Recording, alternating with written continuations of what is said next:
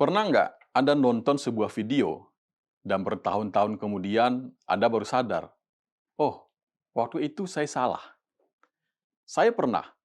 Saya pernah marah besar ke Harrison Ford, yang aktor Hollywood itu. Dan hari ini, saya mengakui saya salah. Source of corruption is actually the forestry sector. This is horrifying. Wow. Oh, I can't wait to see the Minister of Forestry. I can't wait. We were in Tessanilo Tesonelo. National Park. Okay. It's not funny. Yeah. It's not funny. Only 18% of it remains. We saw it. There are new roads, new illegal roads. Forests cut, trees laying on the ground, burnt where they fell. It's devastating. It's heartbreaking to see it. You saw it. Saya baru lihat terkaget. Kami tiap hari untuk mencoba menyelesaikan persoalan.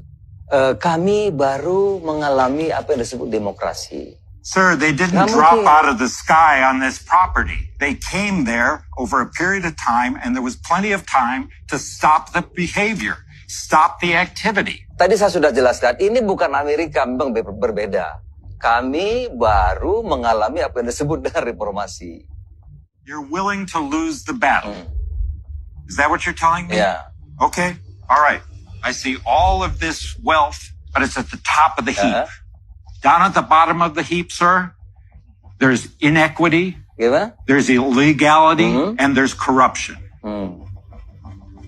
Thank you for your time.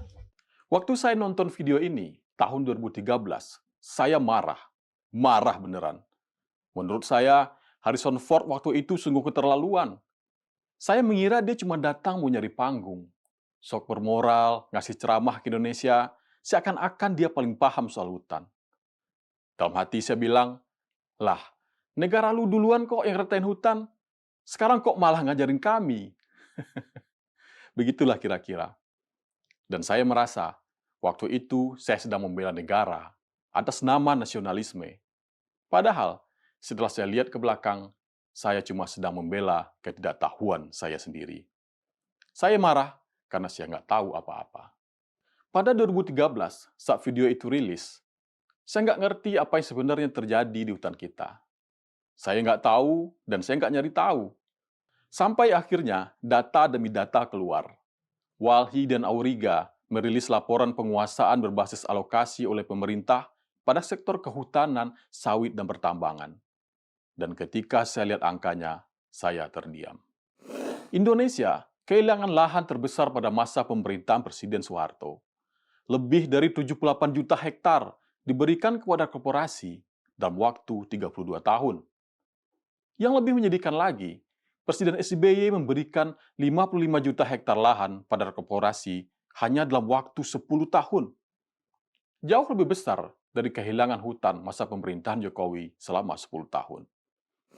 Kalau kawan-kawan meragukan datanya, silakan lihat penelitian Auriga dan Walhi yang berjudul Indonesia Tanah Air Siapa? Kuasa Korporasi di Bumi Pertiwi, tahun 2022.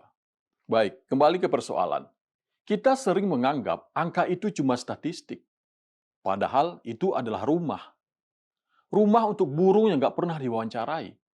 Rumah untuk harimau yang nggak punya panggung politik. Bahkan rumah untuk serangga yang sering kita anggap remeh. Dan ketika saya sadar itu semua, marah saya ke Harrison Ford ketika itu terasa lucu. Saya dulu marah ke orang yang sebenarnya sedang membunyikan alarm peringatan pada kita. Masalahnya begini, kita sering lebih sibuk mematikan alarm daripada memadamkan api yang sedang membakar rumah kita sendiri. Kita tersinggung, tapi bumi yang terluka.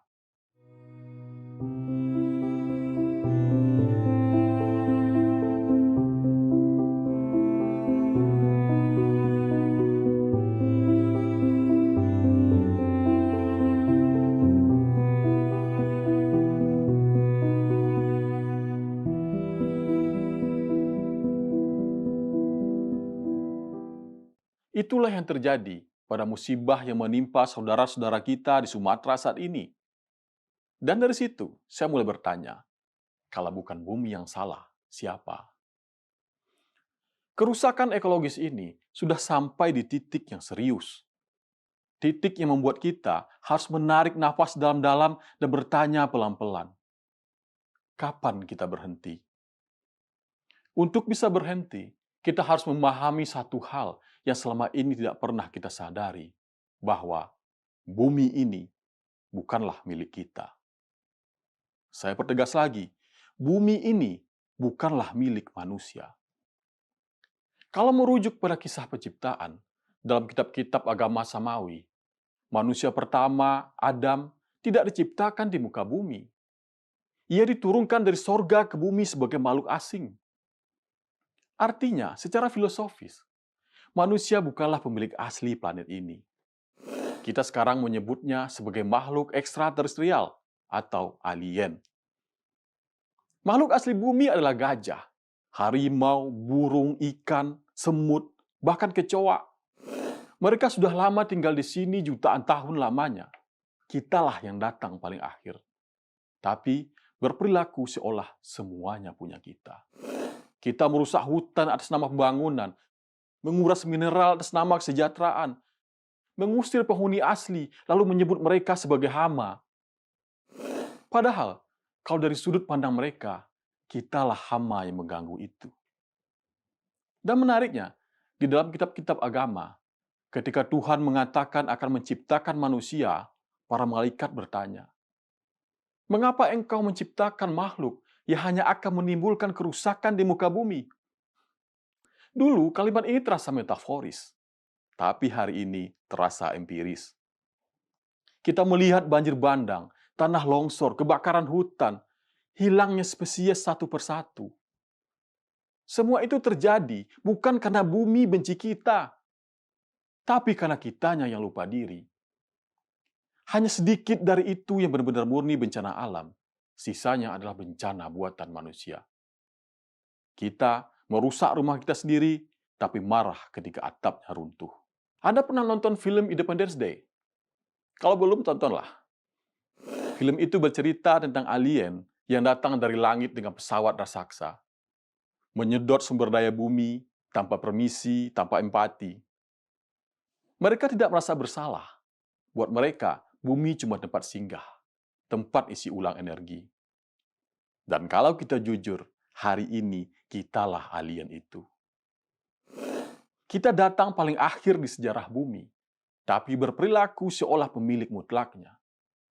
Kita menebang hutan seperti menekan tombol delete di laptop, menguras mineral bumi seperti mengambil uang di ATM, mengubah iklim seolah tidak ada spesies lain yang hidup di sini. Alien di film itu setidaknya jujur. Mereka datang untuk mengambil sumber daya bumi. Tapi kita lebih pintar dalam memilih kata-kata. Kita menyebutnya pembangunan ekonomi. Dan yang paling menyedihkan, makhluk asli bumi nggak bisa melawan. Mereka nggak punya presiden yang memberi pidato heroik. Mereka nggak punya tentara. Nggak ada Will Smith yang akan muncul membawa pesawat tempur untuk melawan manusia. Mereka hanya bisa menunggu, namun perlahan hilang, perlahan punah. Kita sering marah ketika bencana datang. Tapi jarang sekali kita marah pada satu hal, diri kita sendiri. Masalahnya, kita sebagai manusia lebih sering marah pada akibat, tapi enggan melihat sebab. Kita marah pada banjir, tapi lupa bertanya, siapa yang menutup tanah resapan? Kita marah pada harga pangan yang makin mahal, tapi lupa bahwa ekosistemnya sudah kita rusak puluhan tahun. Kita marah ketika suhu bumi makin panas, tapi tetap hidup seolah-olah bumi ini tangki bensin yang tak terbatas. Bumi tidak butuh kita teriak-teriak. Bumi hanya butuh satu hal sederhana, kita bercermin. Apa yang telah kita lakukan selama ini? Mungkin bumi tidak sedang menunggu penyelamat. Mungkin bumi hanya menunggu manusia berhenti merasa memiliki sesuatu yang sebenarnya bukan miliknya. Karena tamu terbaik bukan yang paling lantang bicara. Tamu terbaik adalah yang tahu diri, yang tahu kapan berhenti merusak rumah yang ia tumpangi. Kalau kita ingin bumi ini tetap ada untuk anak cucu kita hanya perlu satu keputusan sederhana.